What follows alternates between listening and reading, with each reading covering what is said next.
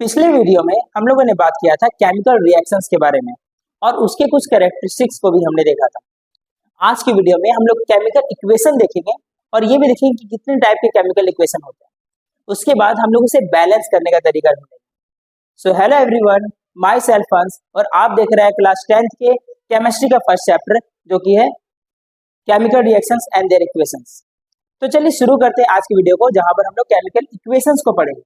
सबसे पहले हम लोग ये देख लेते हैं कि केमिकल इक्वेशन क्या होता है और कितने टाइप के केमिकल इक्वेशंस होते हैं। अब हम लोग यहाँ पर देखते हैं केमिकल इक्वेशंस के डेफिनेशन को।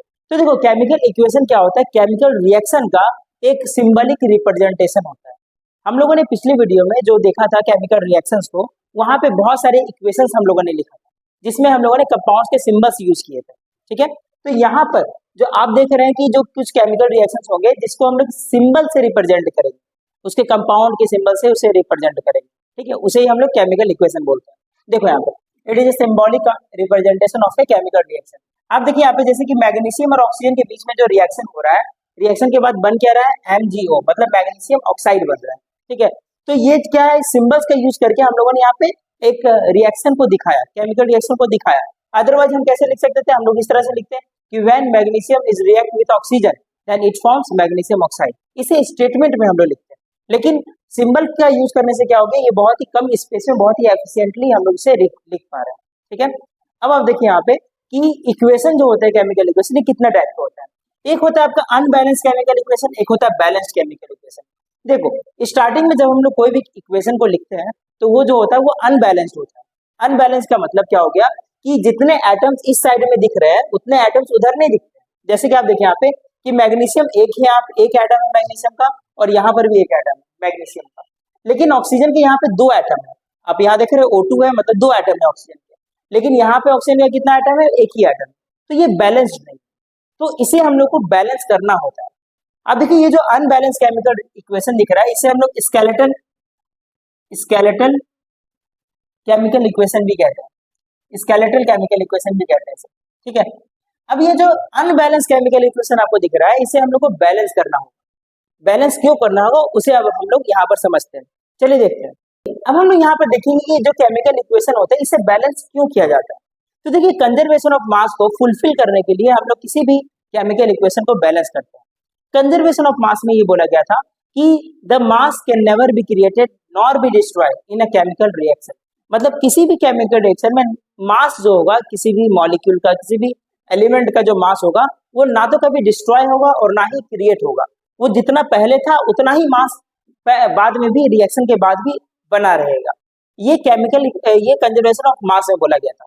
उसे ही फुलफिल करने के लिए हम लोग यहाँ पर एटम्स के अमाउंट को क्या करते हैं? इक्वल करते हैं। मतलब रिएक्टेंट में जितने भी एटम्स होते हैं उतने ही एटम्स प्रोडक्ट में भी होने चाहिए। अगर ऐसा है तब वो बैलेंस केमिकल इक्वेशन कहलाएगा, अगर अदरवाइज वो क्या कहलाएगा? अनबैलेंस कहलाएगा। तो चलिए इसके डेफिनेशन देखते हैं हम लोग यहाँ पे। टू फुलफिल, तो देखिए क्या लिखा है हमने यहाँ पे, to fulfil the law of conservation of mass which states mass can never be created nor be destroyed in a chemical reaction.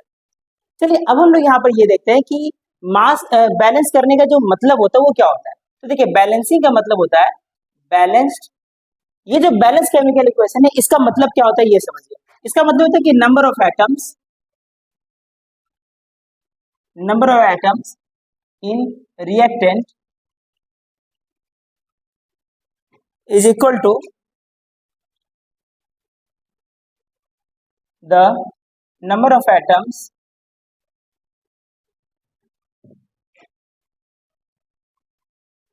in the products। ठीक है, मतलब कि रिएक्टेंट में जितने नंबर ऑफ एटम्स होंगे उतने ही नंबर ऑफ एटम्स कहाँ होना चाहिए? आपके प्रोडक्ट में होने चाहिए।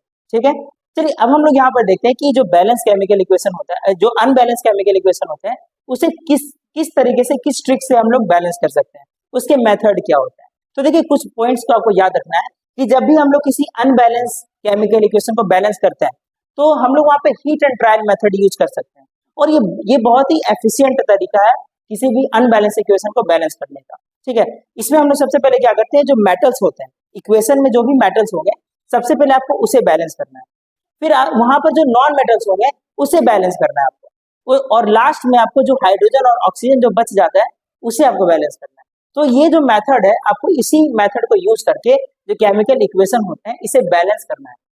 तो चलिए कुछ केमिकल इक्वेशंस यहाँ पर लेते हैं और उसे बैलेंस करते हैं। अब हम लोग यहाँ पे केमिकल इक्वेशन को बैलेंस करने के लिए कुछ रूल्स देखते हैं। तो देखिए सबसे पहला क्या क्या रूल है यहाँ पे कि never change the chemical formula. जो केमिकल फॉर्मूला होता है उससे कभी भी चेंज आपको नहीं करना। अब आप देखिए यहाँ पे कि जैसे यहाँ Fe2O3 है और यहाँ पे क्या Fe है, तो आप यहाँ पे फॉर्मूला को चेंज नहीं कर सकते। आप ऐसा नहीं कर सकते कि यहाँ पर नीचे इस तरह से 2 लगा दी, ये काम आप नहीं कर सकते, ठीक है। तो फॉर्मूला जो है वो चेंज नहीं कर सकते आप चेंज क्या कर सकते हैं, change only the coefficient. Coefficient को चेंज कर सकते हैं, मतलब कि अभी देखिए कि यहाँ पे Fe जो है ये कितना है 1 है, आप यहाँ पे इस तरह से 2 लगा सकते हैं, यहाँ पे इस तरह से 3 लगा सकते हैं, इस तरह से आप यहाँ पर काम कर सकते हैं, ठीक है। लेकिन फॉर्मूला को चेंज नहीं कर सकते आप यहाँ पे, ठीक है ना। तो अगर आप यहाँ पर लगाते हैं तो देखो फॉर्मूला वही है, बस इसका जैसे यहाँ देखो ऑक्सीजन मॉलिक्यूल पहले 1 था, अब कितना हो गया 3 हो गया, लेकिन मॉलिक्यूल जो है वो ऑक्सीजन का ही है। लेकिन अगर आप यहाँ पे 3 कर देंगे या फिर यहाँ पर उसको चेंज कर देंगे तो वो जो सब्सटेंस वो चेंज ही हो जाएगा, वो सब्सटेंस ही चेंज हो जाएगा। इसीलिए हम लोग यहाँ पे कोएफिशिएंट को चेंज करने वाले हैं, ठीक है ना, उसके फॉर्मूला को चेंज नहीं करेंगे। और सबसे लास्ट चीज याद रखना आपको कि सबसे पहले हमने मेटल को देखना है, फिर नॉन मेटल को करना है और फिर लास्ट में हाइड्रोजन ऑक्सीजन को करना है, ठीक है। तो देखिए यहाँ पे फर्स्ट क्वेश्चन में क्या बोला गया Fe+O2 और यहाँ पे Fe2O3 है, ठीक है। आप देखिए सबसे पहले मेटल को देखेंगे आप, तो मेटल में देखिए यहाँ पे कितना मेटल है, Fe कितना है यहाँ पे 2 है, तो आप यहाँ पे 2 लिखेंगे, ठीक है। अब देखिए ऑक्सीजन यहाँ पे कितना है 3 है और यहाँ पे कितना ऑक्सीजन 2 है ना। अब देखिए इन दोनों का जो एलसीएम होता है 2 और 3 का, ये कितना होता है 6 होता है, मतलब आप इन दोनों को 6 बना सकते हैं, ठीक है। तो इसको अगर 6 बनाना है, ये O3 को अगर 6 बनाना है तो आप क्या करेंगे यहाँ पे 2 से मल्टीप्लाई कर देंगे, तो ये O यहाँ पे 3 था और 3 2 जा 6 हो जाएगा, ठीक है। तो यहाँ पर भी आपको 6 बनाना है, इसके लिए आप क्या करेंगे यहाँ पे 3 से यहाँ पर मल्टीप्लाई करें, तो 3 2 जा क्या हो गया 6 हो गया, यहाँ पे 6 ऑक्सीजन हो गया। लेकिन अब देखिए यहाँ पे कि आयरन जो है यहाँ पे कितना हो गया 4 हो गया, यहाँ तो 2 था 2 2 जा 4 हो गया, लेकिन आपने यहाँ पे क्या लिखा था 2 लिखा था, तो मैं यहाँ पे फिर से क्या कर दूंगा ऐसे चेंज कर दूंगा। ये जो मेथड है ये हीट एंड ट्रायल मेथड है, ठीक है। इसी मेथड से हम लोग यहाँ पे सारे इक्वेशंस को सॉल्व करेंगे, ओके। अब आप देखिए सेकंड क्वेश्चन, यहाँ पे देखिए N2+H2 यहाँ पे क्या बन गया NH3 बन गया। सबसे पहले हम लोग को नाइट्रोजन को देखना है, तो आप देखिए यहाँ नाइट्रोजन कितना 2 है, तो हम यहाँ पे पहले 2 लिख देते हैं। अब देखिए आप यहाँ पे हाइड्रोजन कितना है 2 है मतलब 3 है, ठीक है, और यहाँ पे हाइड्रोजन कितना 2 है। तो देखिए इन दोनों का एलसीएम कितना होता है 6 होता है, मतलब आप 6 बना सकते हैं इन दोनों को, ठीक है। 6 बनाने के लिए आप यहाँ पे क्या करेंगे 2 से मल्टीप्लाई करेंगे, तो जो कि ऑलरेडी किया हुआ है। यहाँ पे आप क्या करेंगे 3 से मल्टीप्लाई कर देंगे, तो ये क्या हो जाएगा बैलेंस्ड हो जाएगा। अब देखिए यहाँ पे नाइट्रोजन 2 है, यहाँ भी नाइट्रोजन 2 है, यहाँ पे हाइड्रोजन 6 हो गया, यहाँ भी हाइड्रोजन कितना हो गया 6 हो गया, ठीक है ना। अब आप देखिए यहाँ पे थर्ड क्वेश्चन को, थर्ड क्वेश्चन में क्या है NaOH है और H2SO4 है, ये क्या बना रहे हैं Na2SO4 और H2O बना रहे हैं।